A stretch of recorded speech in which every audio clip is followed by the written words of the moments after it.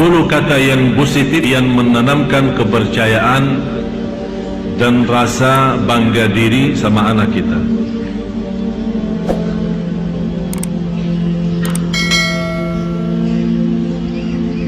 Yang pertama,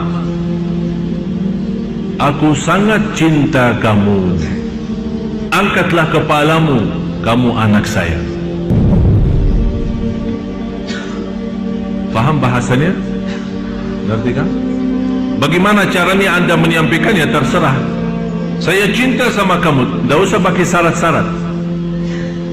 Bebaskan, saya cinta sama kamu. Angkatlah kepala kamu, karena kamu anakku. Yang kedua, saya bangga dan bahagia punya anak seperti kamu. Ini satu kata yang saya selalu suka ucapkan sama anak saya. Sambil lama-lama beliau menjawab, saya juga bangga punya ayah seperti Syekh Ali.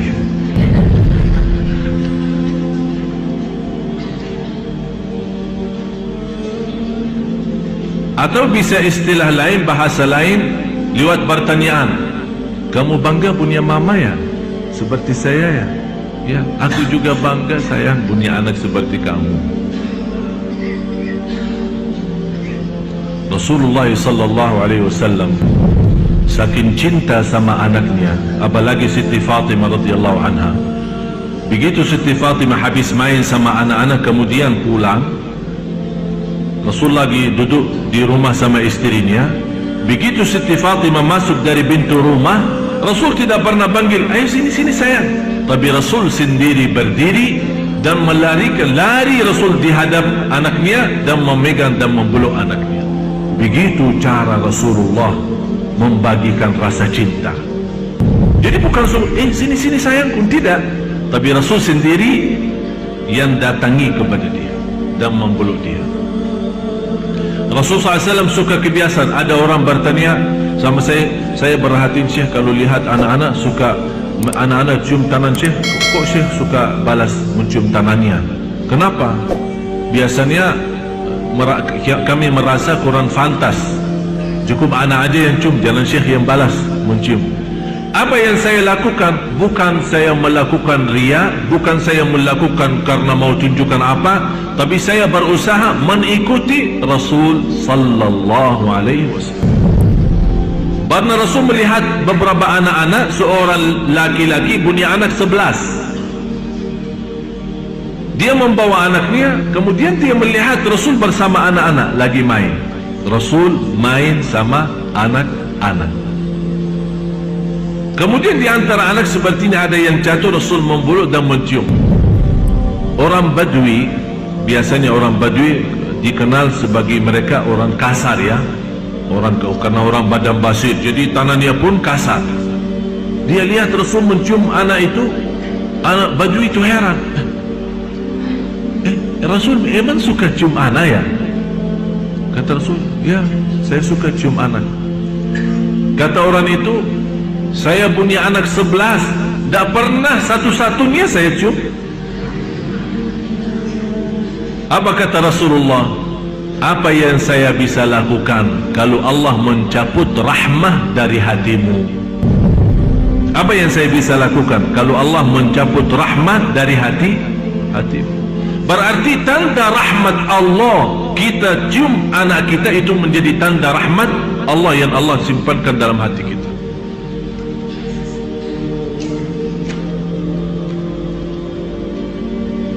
Salah satu pemain Rasul SAW sama anak, apalagi anak-anak kecil, Rasul memegang tangannya dan menyuruh anak berangkat atau berjalan dengan kakinya di atas kaki Rasul sampai ke ujung dada. Bisa gambarkan? Jadi Rasul memegang tangan anak, kemudian disuruh naik jalan sampai kakinya di dadahnya Rasul, dan Rasul mencium anak itu dengan mulutnya Rasul langsung ke mulut anak itu. ada seorang dokter dari Kanada, ahli jiwa, berkata, dia belum tahu hadis ini, dia belum tahu Rasul suka begini. Dia berkata, salah satu cara mencerdaskan anak kita dan menanamkan kepercayaan saat kita bersenang berhiburan sama dia, cuba bawa cara ini, megang tangannya, tapi jangan yang umur 13 bisa ya, yang kecil lah, yang masih 2 tahun, 1 tahun setengah, ya 3 tahun lah masih. Dan tergantung anak kita, kalau yang besar badannya malah bisa kita angkat. Jadi sambil megang tangannya, kemudian dia naik di atas badan kita sambil berdiri, kemudian mencium bibirnya langsung. Kata seorang dokter dari Kanada itu, ini salah satu cara yang membantu cerdaskan otak anak kita dan memberikan kepercayaan diri yang luar biasa. Ditegur sama seorang ulama, hal ini sudah dikasih tahu oleh Rasul dan Rasul sudah berlaku. Dia bilang, mana buktinya? Dibawakan hadisnya, dia belajari, sebab hadis itu dia masuk Islam. Tak ada yang lebih romantis daripada Rasul. Sama istrinya paling romantis, sama anaknya yang paling kasih sayang. Bukan hanya anaknya sendiri, malah sama anak orang lain. Begitu luar biasa Rasul kasih sayang. Yang ketiga, kita puji anak kita dan tunjukkan kecerdasannya. Kamu cerdas sekali, kamu pintar. Biar kita merasa habis pulang dari sekolah, barangkali nilainya belum sesuai yang kita harapkan, nilainya agak kurang, kita sampaikan, kamu sebenarnya pintar, tapi dalam kesempatan ini barangkali belum sampai, tapi insya Allah di semester yang akan datang, kelas yang kedua, insya Allah akan lebih baik, karena saya tahu kamu pintar. Jadi tanamkan kepercayaan. Jangan kita nilainya cuma segini, pusing, stres, aku capek, bawakan guru, ini biaya. Apa yang akan terjadi? Akan menjadi lebih rendah daripada yang kita harapkan. Yang keempat, kamu cantik, kamu manis, kamu gagah, dan saya suka mendengar suara kamu. Ini kata khusus, kata ini saya punya guru namanya Syekh Sayyid Lashin, baru meninggal dunia. Punya anak hafal Al-Quran dalam usia 5 tahun.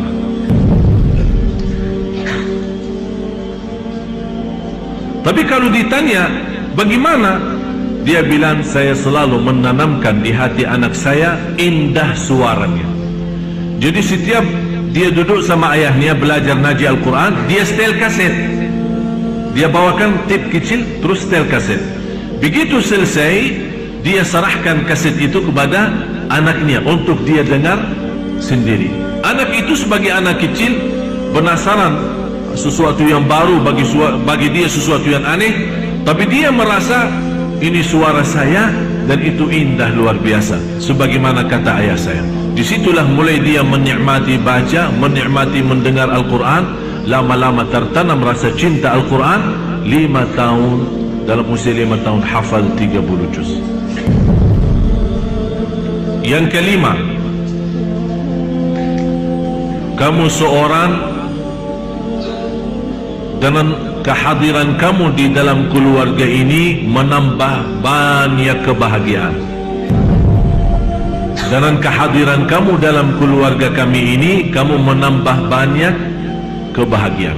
Artinya kita tunjukkan berguna, ini berguna bagi kita sebagai keluarga, berguna bagi kita sebagai keluarga. Jangan kita berkata, kita merasa malah beban ada kamu di sini.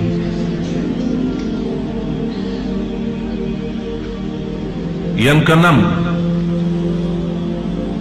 kamu anak hebat.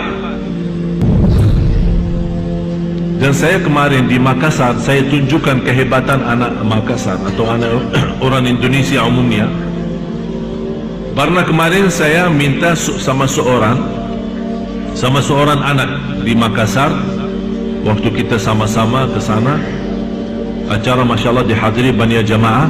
Saya minta sama seorang anak, coba siapa yang bisa sebutkan nama surah juz 30. Juz 30 dari An-Naba sampai An-Nas.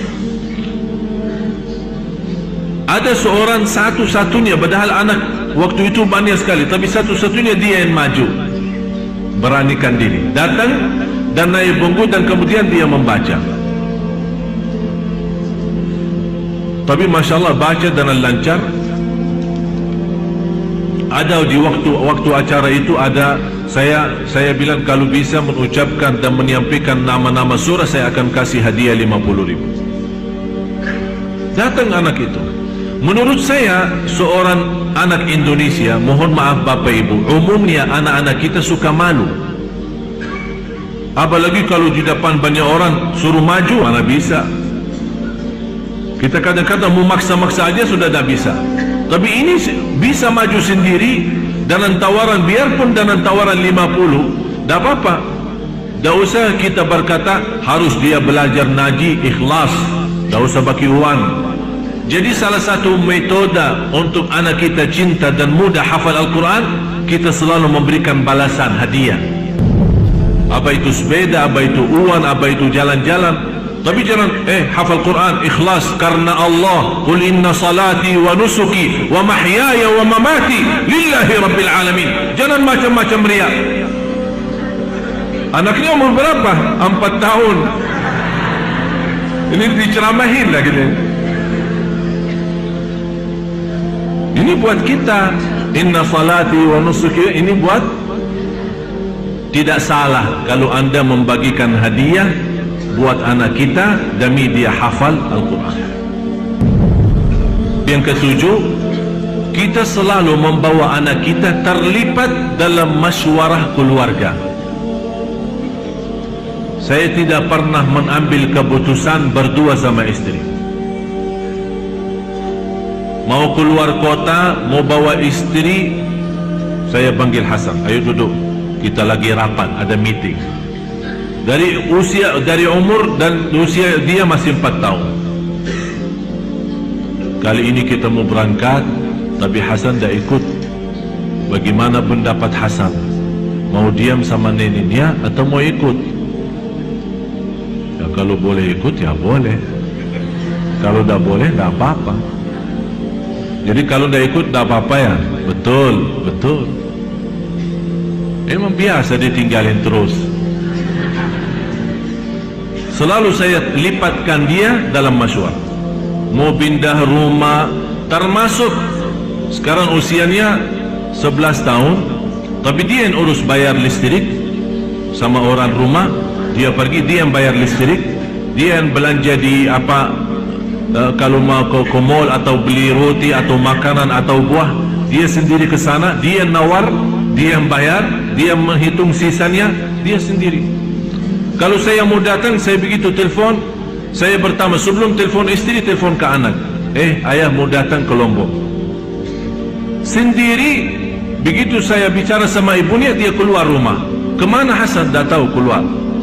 Apa yang dia lakukan? Langsung panggil orang rumah, naik motor, karena dia tidak bisa bawa motor, naik motor sama orang rumah. Ayah saya mau datang, saya mau beli roti, karena ayah saya kalau subuh, pagi-pagi suka makan roti.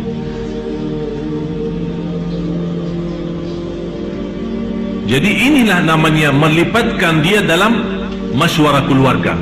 Jangan kita, dia kecil mau apa pendapatnya. Jangan, kemarin Profesor Nasruddin Umar berkata, biarpun anak kita masih belum menjadi dewasa dan faham, tapi jangan main-main, anak itu bisa menjadi salah satu waliullah dan doanya diijabah oleh Allah. Bagaimana kita minta sama orang salih dan sama yang tua mendoakan, boleh kita juga minta sama anak kita mendoakan. Yang kedelapan, kita senantiasa memuji dia di hadapan kawan-kawannya. Tapi saat kita puji, jangan berlebih-lebihan. Artinya jangan berkata sama kawan-kawannya hal-hal yang tidak pernah terjadi. Anak saya suka ngaji Al-Quran setiap hari 10 juz. Ini depan kawannya. Nanti anak kita 10 juz. Boleh kita puji, tapi dalam hal yang dia lakukan, supaya dia tertanam lebih banyak lagi. Tapi jangan kita puji dia tapi hal-hal yang berlebih-lebihan atau yang tidak pernah dia lakukan. Yang ke-9, kita mendoakan dia sambil angkat tangan. Tapi doanya boleh anda saat sendirian salat, di sujud, di luar sujud, di luar salat kita doakan. Tapi ada sekali-kali kita lagi naik mobil, kita berdoa sambil naikkan suara, anak kita mendengar, tapi tambah kita pandangan kita ke dia. Jangan, kita tetap kita fokus seolah-olah kita tidak perhatiin ke dia, tapi kita mendoakan, ya Allah, anakku insyaAllah jadi hafal Quran, anakku sihat, dia mendengar bisikan doa kita. Tidak usah bilang, ayo kamu amin, amin. Udah biarin aja. Seolah-olah kita lagi sendirian, tapi sengaja kita keraskan suara kita. Apalagi pas kita bawa mobil kemudian turun hujan, kita langsung, ya Allah turun hujan. Setahu saya kalau turun hujan doa makbul. Ya Allah lindungi anakku, ya Allah bahagiakan, ya Allah. Jadi hafal. Dia mendengar suara. Kamu amin enggak? Dah usah. Kamu amin enggak? Maksa-maksa amin. Kita doa aja ikhlas, tak usah dia kita perintah dia mengucapkan amin. Yang terakhir, aku percaya sama kamu karena kamu orang jujur, tidak suka bohong. Ini kata jauh lebih baik daripada jangan kamu bohong. Jangan kamu bohong. Lebih baik anda berkata,